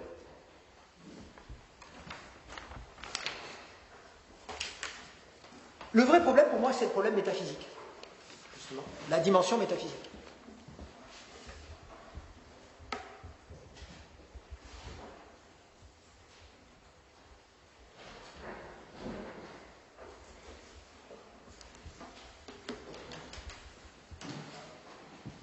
Et c'est ce qui est dit. Vous savez, on avait parlé de la convergence NBIC. Et je vous disais que la convergence NBIC, aujourd'hui, elle était dépassée par la convergence BANG, c'est-à-dire que l'acronyme était dépassé par l'acrostiche. La convergence NBIC, donc nano, bio, intelligence artificielle, et c'est cognitive science. Donc cette convergence NBIC, elle est dépassée par BANG, parce que BANG, c'est B, c'est ce qui est premier, bits, c'est-à-dire morceau d'information, c'est-à-dire unité d'information, bits, des bits informatiques. A comme atoms, mais en fait voulant dire la structure de la matière elle-même, la matière dans ce qui la compose. N, neurons, voulant dire les informations cérébrales. Et enfin G voulant dire genes, c'est-à-dire ce qui compose le corps, le cœur de mes cellules, de l'information. Et donc la convergence BANG, ce qu'elle nous dit aussi métaphysiquement, c'est pour ça que je vous dis que c'est un acrostiche, parce que le bang, c'est pour faire référence, vous dites, au Big Bang. Dire c'est une singularité, c'est le non-retour. C'est quelque chose qui ne se produira qu'une fois et qui change le sens du vivant. La convergence BANG, elle nous indique très clairement que nous ne sommes qu'information. Enfin, même pas que nous ne sommes qu'information, que le réel n'est qu'information. Et là, immédiatement, on est obligé de se poser la question. Ça veut dire quoi une information? Qu'est-ce que ça peut bien vouloir dire une information? C'est substantiel ou c'est insubstantiel, cette information? Et on aboutit à ce que j'appelle un oxymore métaphysique. Pourquoi un oxymore métaphysique? C'est-à-dire que ça devient une sorte d'idéalisme matérialiste. Il y a rien de l'information. Mais en même temps, on vous dit, ah non, mais la seule chose qui compte, c'est matériel. C'est vraiment matériel, c'est de l'amélioration matérielle.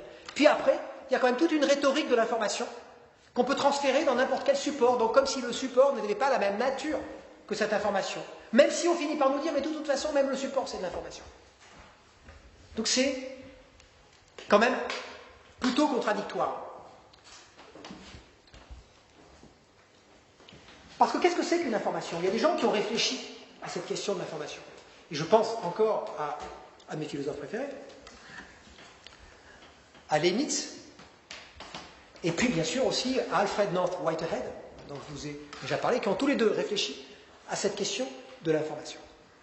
Et en particulier, ils y ont réfléchi pour surmonter cette espèce d'antinomie qui court dans toute l'histoire de la philosophie et de la philosophie des sciences entre l'idéalisme géométrique et le matérialisme atomique. C'est-à-dire les deux interprétations sur ce qu'est le réel en tant que tel. Le réel, c'est soit une structure immatérielle, donc une harmonie, une sorte de code. C'est ce que pensait Pythagore, c'est ce que pensait Platon, c'est les fameuses idées platoniciennes. C'est pour ça que je dis que c'est de l'idéalisme géométrique, que nul d'entre ici s'il n'est géomètre d'ailleurs. Donc pourquoi géométrie aussi? Parce que c'est une simple position. Donc c'est l'harmonie de l'ensemble. Soit le matérialisme atomique, comme les épicuriens ou même Démocrite, c'est-à-dire, non, il y a une structure matérielle. Et je crois que je vous ai déjà parlé de ça, aussi dans un des séminaires, il y a impossibilité de résoudre.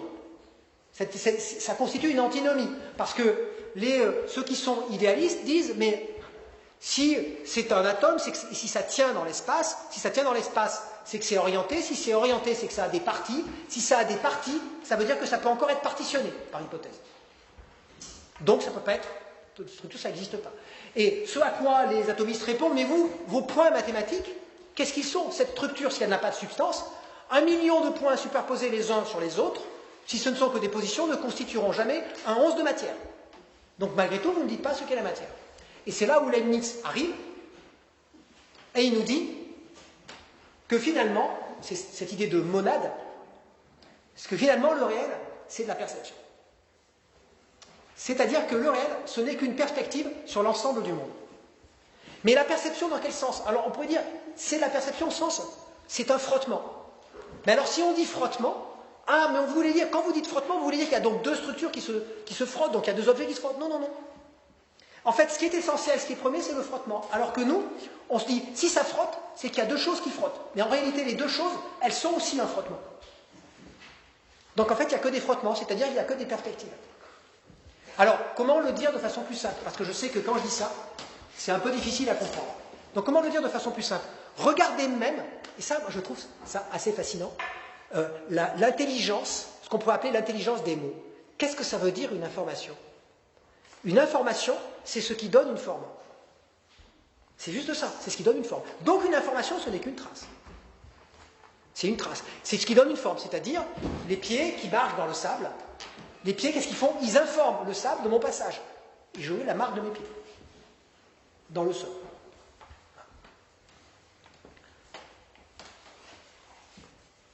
Donc déjà, on a un paradoxe dans cette histoire d'information. Puisque quand on pense aux informations, quand on pense à une information, on a le sentiment de quelque chose qui peut être pris et stocké. Alors que l'information, ce n'est qu'un croisement, et un croisement volatile. Dès qu'on essaye de le stocker, c'est déjà une autre information dans ma manière même de le stocker. Parce que je reforme cette information. Parce que l'information, c'est ce qui donne une forme, c'est juste ça.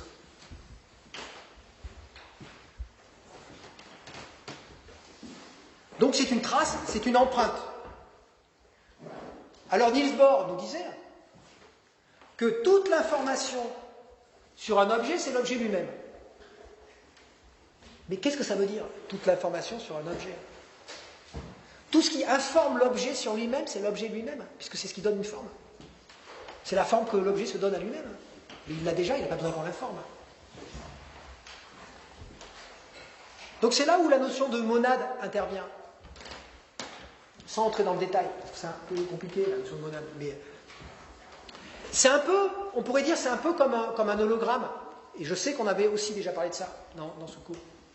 C'est-à-dire qu'on a le croisement, on pourrait dire, de deux rayonnements, et c'est ce croisement de deux rayonnements qui constitue un point qui finit par être ce que nous voyons comme étant une substantialité.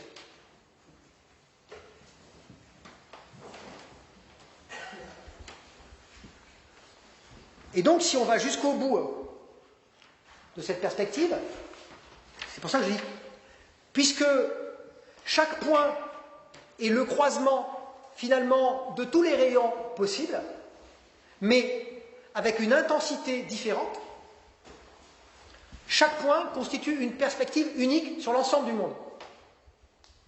Et c'est pour ça que Leibniz attribue une grande importance à la clarté et au flou.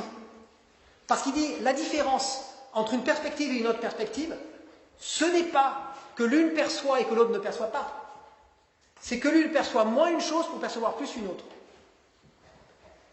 Donc c'est seulement une question de gradation.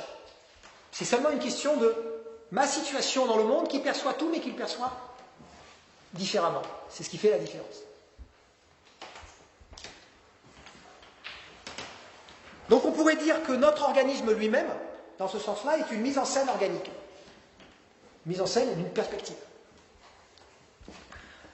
Et c'est dans la continuité, du coup, de la vie psychique et de la vie sociale. Et quelque part, est-ce que ce n'est pas, sans faire d'analogie outrageuse, qui outragerait certains physiciens, même certains philosophes, est-ce que ce n'est pas ce que nous disent les physiciens dans la mécanique quantique, dans le monde microscopique? Est-ce que la matière, dans le monde microscopique, le monde quantique, ce n'est pas de la mise en scène?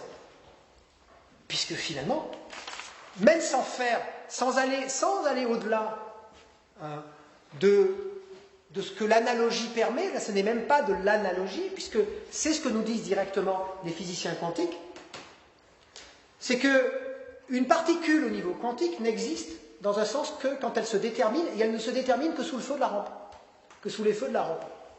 C'est-à-dire sous les feux de la rampe, d'un seul coup, elle se met à exister dans une certaine direction, qui n'est plus, c'est-à-dire que ce n'est qu'un champ de probabilité, mais qu'est-ce que ça veut dire, un champ de probabilité? Quand on dit le réel est probabiliste, on ne veut pas dire, quand on est dans le monde subquantique.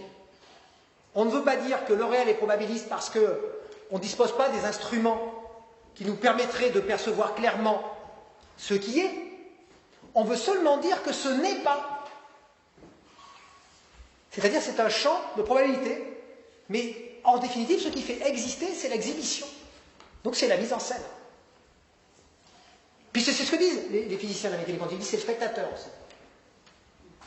Ah si? C'est quoi une interaction? Qu'est-ce que c'est une interaction? Une mise en scène. Ah non, mais justement, une interaction. Mais c'est quoi une mise en scène quand je dis une mise en scène, c'est le fait qu'à un moment donné, je vous regarde, si j'étais seul, ça serait une mise en scène vis-à-vis de moi-même, ça n'a aucun intérêt, ça finit, c'est comme dans Vendredi ou les Lames du Pacifique de Tournier, quand on est seul, complètement seul, on se dissout. Justement parce qu'il n'y a pas de mise en scène possible. Dès qu'il y a interaction, paf, on interagit. Et quand on interagit, vous n'êtes plus pareil parce que vous savez que je vous regarde et vous voyez que je vous regarde. Et moi, parce que je sais que vous êtes là, je ne me comporte pas pareil que si j'étais seul. Et donc ce qui me fait exister comme une sorte d'hologramme, c'est que je suis dans la mise en scène. Mais ça me fait exister, c'est-à-dire que sans ça, je veux dire, je ne suis rien. Et donc j'émets l'hypothèse que mon organisme lui-même, à un certain niveau, peut-être n'est rien. Que même ma composition matérielle n'est rien sans cette mise en scène. C'est une manifestation, c'est pas une mise en scène obligatoirement. Qu'est-ce que c'est une manifestation? Alors, regardez juste, madame, comme les mots sont intelligents. Qu'est-ce que c'est une manifestation? C'est justement l'autre mot qu'on peut utiliser pour parler d'un spectacle. Pour parler d'un spectacle. On dit, ah, ce soir, il y a une manifestation. Regardez, regardez, regardez. Oui, mais c'est pas obligatoirement une mise en scène. Une manifestation, alors je veux dire, se manifester, c'est forcément se manifester pour. Non. Parce que sinon on ne se manifeste pas. Ah ben si, on se manifeste pour. C'est-à-dire on ne se manifeste pas dans le vide du non-regard. On ne se manifeste pas. La manifestation, c'est ce qui veut dire aussi phénomène, ce qui apparaît. Les phénomènes, c'est le monde des phénomènes. Phénomène, ça veut dire ce qui apparaît. Mais ça apparaît à quoi? Il faut bien que ça apparaisse. Non, je comprends que vous ne puissiez pas l'imaginer sur le moment. Mais apparaître, c'est ce que ça veut dire. Non, ça apparaît pas point. Mais apparaître, je veux vous dire. Mais non, je comprends. Mais ça apparaît point, c'est ça que ça ne veut rien dire. Parce qu'une chose n'apparaît pas. Je sais, c'est difficile à réaliser. Parce que spontanément, mais je comprends, spontanément, quand on dit apparaît, on dit ah, ça apparaît tout seul, en dehors de tout observateur. Le problème, c'est que non. Et le problème, c'est ça que nous montre la mécanique quantique. Justement, c'est que non, ça ne fonctionne pas comme ça. Justement. C'est que l'apparaître en tant que tel n'a pas de sens. Mais n'a pas de sens même structurel. Non mais non. Pour qui d'autre alors? Je comprends. Non mais juste ce que je veux vous dire, c'est que ce que vous dites, c'est exactement ce que pense tout le monde avant de faire de la mécanique quantique. Non, j'ai lu des choses sur la mécanique. Mais je sais, mais c'est exactement. Pas du tout comme ça. Ah ben si, je vous assure, même vous pouvez à l'école de Copenhague, ce qu'explique Niels Bohr, c'est exactement ça. Non, il parle d'interaction, il parle pas de. Mais bien sûr, il parle d'un. Il parle pas d'un monde qui était. Mais qu'est-ce que c'est qu'une interaction? Qu'est-ce que c'est qu'une interaction? C'est un entrechoc, c'est des choses qui s'entrechoquent. Qu'est-ce que c'est ces choses qui s'entrechoquent? Non, ce n'est pas des choses, justement. Justement, c'est en fait, la fameuse dualité en particulier. Alors, pour être plus précis, en fait, il y a un champ. Ça, c'est la théorie quantique des champs, effectivement. C'est la première mécanique quantique, mais qui ne fonctionne plus aujourd'hui. La théorie quantique des champs, ça, c'est un peu dépassé. Mais bon, c'est la théorie quantique des champs. Et un champ de quoi, alors? Un champ de fraises? Non. Un champ. Comme il y a un champ. Comme il y a un champ de quoi? Comme il y a un champ entre la Lune et nous, entre la Terre et la Lune, il y a un champ. Non. La caractéristique de la théorie quantique des champs, c'est de nous montrer justement que ce sont des fluctuations du vide. Et quand on dit que c'est des fluctuations du vide, je vais en venir là, ça ne veut pas dire que c'est le manque de quelque chose. Ça ne veut pas dire que c'est du non quelque chose. Les fluctuations du vide, ça veut justement dire qu'on n'est que dans un monde probabiliste. Et dans un monde probabiliste, ça ne veut pas dire que c'est un monde où on ne peut pas prévoir parce qu'on n'a pas les instruments pour prévoir. C'est-à-dire qu'on ne prévoit pas, mais c'est dans l'apparaître lui-même que les choses se configurent. C'est-à-dire c'est dans l'exhibition d'elle-même. Mais vous leur prêtez un sentiment qu'elles n'ont pas, les pauvres choses. Non, mais je ne prête pas un sentiment. Malheureuse. Je ne prête pas un sentiment. Mais d'ailleurs, Schrödinger, au contraire, Schrödinger. Non, c'est pas l'anthropomorphisme. Non, c'est pas l'anthropomorphisme, c'est le contraire. C'est que justement, la vision que vous avez, vous, c'est l'anthropomorphisme. Vous savez pourquoi? Je vais vous dire pourquoi. Parce que vous avez une vision de la particule comme des objets. Vous avez une vision causale, si. Vous avez une vision, écoutez-moi, vous avez une vision d'objets indépendants. Et donc quand vous dites interaction, vous pensez à deux objets indépendants qui s'entrechoquent. C'est-à-dire que vous pensez le monde quantique par analogie avec un ensemble d'objets qui interagiraient. Mais justement, la caractéristique du monde quantique, pourquoi est-ce que l'objet, on ne sait pas où il est? On ne sait pas où il est parce qu'il n'est pas déterminé. Il ne se détermine que dans l'action qui le visibilise. Pour les autres, c'est ça le... Ça n'a rien à voir avec le fait qu'il a envie d'apparaître pour quelqu'un. Ah, j'ai pas employé le mot envie, madame. Justement. Non, mais je pèse mes mots, j'ai pas employé le mot envie. Ah, vous avez parlé de mise en scène, c'est ça? Mais j'ai pas parlé d'envie. J'ai dit que c'était la mise en scène elle-même qui constituait la réalité, parce que la mise en scène, c'est à partir du moment où le scénario est joué, que l'action est mise en œuvre, et donc que l'interaction a lieu, que se produit effectivement Je vous assure, c'est exactement ce que disent les gens qui... Je vous assure, c'est exactement l'interprétation de l'école de Copenhague, mais je vous accorde que l'école de Copenhague est fortement remise en cause aujourd'hui, puisque c'est la première interprétation. Mais c'est celle que vous évoquez, cela dit, puisque c'est la théorie des champs. Donc, ah, mais c'est ouais, non. Néanmoins. En tout cas, comment? Continuons, ouais, parce que... Mais de toute façon, là, c'était... Je vais en arriver à plus ou moins à ma petite conclusion pour dire que...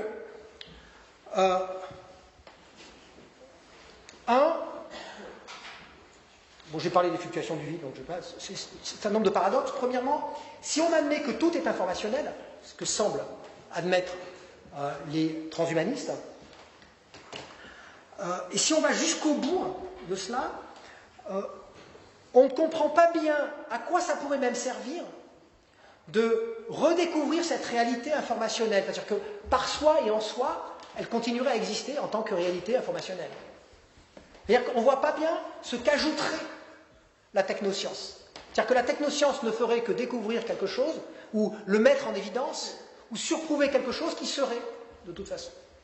Si c'est notre nature même d'être information, d'être entièrement informationnel. Être entièrement informationnel dans ce sens-là, dans ce sens d'un code. Au-delà, justement, du second principe de la thermodynamique qui tend justement à dissoudre toute information. 2. L'immortalité individuelle, on n'en a pas parlé parce qu'on en avait parlé une autre fois, se heurte à la non-éternité de l'univers lui-même. C'est-à-dire que si on ne fixe plus de limite à la mortalité humaine, parce qu'il y a une immortalisation, malgré tout, ça pose la question du substrat. La question du substrat, c'est-à-dire de l'écosystème, du substrat, elle ne s'oppose pas à nous parce que notre vie est trop courte. C'est-à-dire que comme notre vie est trop courte, on pense au substrat, justement, non pas dans les termes de notre individualité, mais au maximum dans les termes des générations futures, comme on dit. On dit, ah, pour les générations futures, c'est pas bien. Ouais. Il faudrait qu'on fasse attention aux gaz à effet de serre, à toute une série de choses. Mais on a le sentiment que c'est hors de prise. Alors que là, on se place immédiatement, avec cette idée d'immortalisation, dans ce qui va devenir du substrat. C'est-à-dire qu'on va durer plus que le substrat, peut-être. Ou en tout cas, on peut arriver à se programmer pour vivre plus longtemps que le substrat lui-même. Ce qui nous ramène à Bang. C'est-à-dire qu'il faut modifier le substrat. C'est pas possible sans modifier le substrat, puisque le substrat, lui, il a millions d'années, 2 millions d'années, 3 millions d'années, et puis après, ensuite, et donc de toute façon, il est aussi.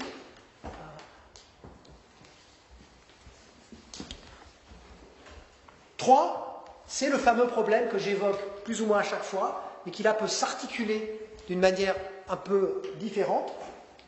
C'est la question de la disparition de la forme, de la dissolution de la forme. On le voit dans la 4e stratégie, la stratégie par numérisation, mais on le voit aussi dans les autres stratégies, mais effectivement dans la dernière, la stratégie par numérisation, c'est-à-dire le toute information, c'est la multiplication des avatars, la multiplication des espaces de vie, mais cette multiplication des espaces de vie, des avatars, etc., des expériences, ça modifie notre situation, ça fait peut-être qu'on ne s'ennuie jamais, c'est ce que je disais, c'est pour ça que je vous disais, à un moment, c'est un faux problème, l'idée, on s'ennuie, on s'use, etc. Par contre, moi je vois un problème beaucoup plus grave, beaucoup plus profond et insurmontable, c'est pas celui de l'ennui, c'est pas le problème démographique, c'est pas toutes ces choses-là qui sont souvent soulignées même dans les films de science-fiction, dans les romans de science-fiction. Mais c'est que pour justement se mettre en scène, et donc pour pouvoir narrer notre vie, que notre vie devienne désirable, pas seulement désirable du point de vue sexuel, parce qu'on peut même imaginer, on pense à la sexualité. Mais on peut imaginer que sans reproduction, d'autres types de désirs se reconstitueraient. Il y a des gens qui peuvent ne pas faire l'amour, ne pas avoir de désir sexuel, mais qui peuvent recomposer des formes de désir tout aussi réjouissantes. Ça veut dire que toujours peuvent se constituer des désirs, mais le problème du désir, c'est que c'est par contre intrinsèquement lié à l'interaction, à mon sens, à la capacité à se raconter, c'est-à-dire à la capacité à tendre vers quelque chose avec les autres, c'est-à-dire que si les autres ne me regardent plus, si les autres ne répondent plus même à mon regard, mon discours en lui-même n'a aucun intérêt. Et même mon dialogue intérieur, lorsque je discute avec moi, lorsque je discute avec moi-même, donc je me dédouble en quelque sorte, c'est le fameux tu de Paul Ricoeur, tu devrais faire ceci, tu devrais faire cela, c'est soi-même comme un autre, mais en même temps, un soi-même comme un autre, sans un autre effectif pour lequel je jouerai mon soi-même, n'a plus de sens. N'a absolument plus de sens. Mais ne serait-ce qu'au niveau le plus basique, la multiplication des plans d'existence, des plans d'immanence, engage à la multiplication des formes, et donc à l'incapacité, mais alors là, même pas la reconnaissance au sens psychologique, au sens du désir, etc., à la base, à l'incapacité à se reconnaître. Même à se reconnaître soi-même dans une certaine continuité. Or, ce qui est assez étonnant, et ce qui est assez, j'allais dire, fascinant, c'est que l'objectif, c'était quand même de perpétuer une identité, donc quelque chose que je vais appeler mon être, auquel je puisse m'identifier, qui continue, et du coup le fait que ça continue, j'ai conscience que ça continue, et je peux raconter le fait que ça continue, et je n'ai pas envie que ça s'arrête. C'est ça en gros, l'immortalité.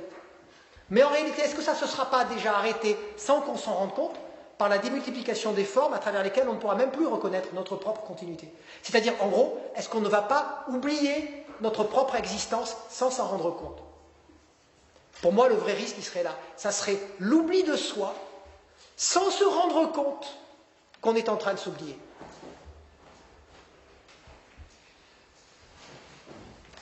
Voilà.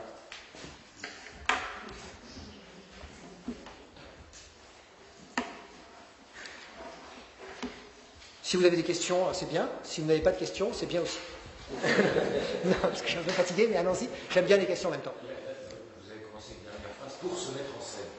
Qu'est-ce que vous vouliez dire? Ah, j'ai commencé une dernière phrase, ou ça quand? Pour se mettre en scène, il n'est pas. Je sais, qu'est-ce que j'ai dit? C'est 3 minutes. Mince, je me souviens plus. Ah oui. C'est que c'est toujours quelque chose qui ponctue ce séminaire. Que je suis en train de vous parler, et au moment où je vous parle, vous voyez, vous me faites ça. Et donc immédiatement, ça devient soit désirable, en tout cas, il y a une tension dramatique entre nous qui fait que je vais répondre à la question, etc. Donc c'est ça la mise en scène. Et à partir du moment où j'ai face à moi quelqu'un où il y a une rupture même de continuité morphologique entre vous et moi, parce que vous avez choisi de ressembler à toute autre chose. Il n'y a plus de mise en scène possible entre nous parce qu'on ne peut même plus raconter une histoire commune.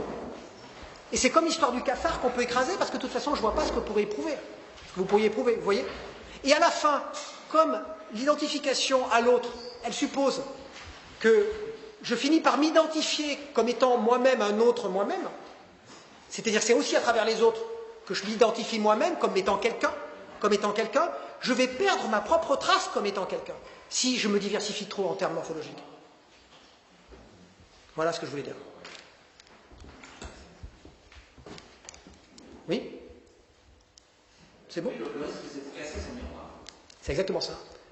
C'est de même plus être capable d'être narcissique. Mais qu'est-ce que c'est pour vous le double? Attendez, le quoi? Qu'est-ce que c'est pour vous le double, philosophiquement? Le double? Parce qu'il y a toute une littérature sur le double. Bah pour moi, le double. Pour moi, le double. Pour vous, qu'est-ce que c'est le double?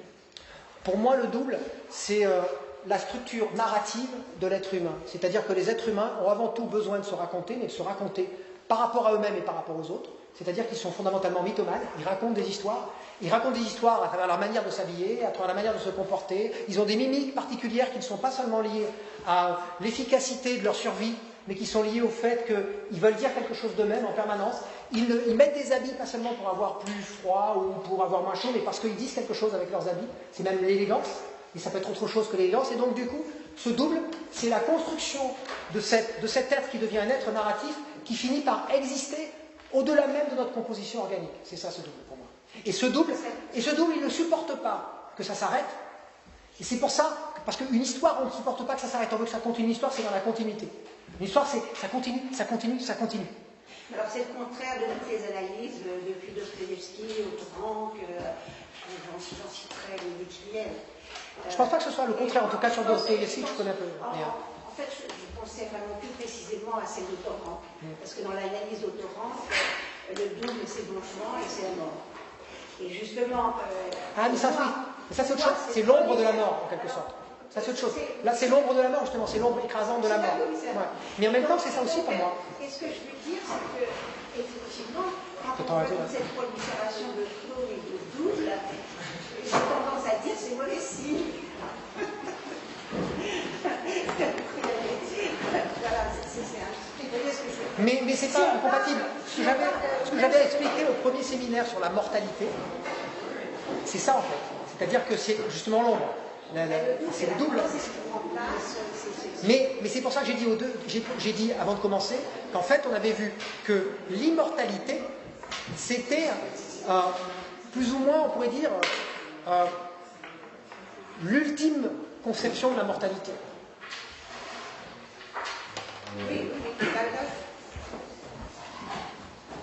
C'est pas vraiment une question, mais je suis sur ce raisonnement. Et à la fin, je me dis que ce qui nous devient important, c'est de même pouvoir être narcissique, c'est là où je suis d'accord. Ce qui nous serait à ce moment-là le plus insupportable dans cette réalité informationnelle, ces règles autour de ce travail. Pourquoi, d'après vous, je dis ça? Parce que pour pouvoir être narcissique, il faut un minimum de stabilité de notre image dans l'eau. Donc un narcissiste, regarde. Non, parce que, pardon, allez-y. D'accord. Enfin, je pense en fait au concept d'impermanence dans le bouddhisme. Et du coup, à ce moment, ce qui nous serait insupportable, ce serait que notre réalité, c'est qu'il n'y a pas de soi. Et non pas de construction de soi. Genre, notre propre nature comme dans cette situation que cette réalité des choses nous soit insupportable. C'est là, je pense qu'il y a ouais, alors, le problème, en même temps, même dans le bouddhisme, on parle d'impermanence, mais en même temps, on parle de karma. Et le karma est supposé définir la continuité psychique. Et donc, il y aurait une continuité psychique. Mais une continuité psychique qui est à la fois impactée et à la fois qui peut dépasser tout ce qui est justement impermanent. Et le problème dans le bouddhisme, c'est que le psychisme se réduit à ce qui le touche en le confondant avec lui. Et c'est ça qu'on appelle dans le bouddhisme le désir, justement. Et la souffrance. C'est ce qui engendre le désir et la souffrance.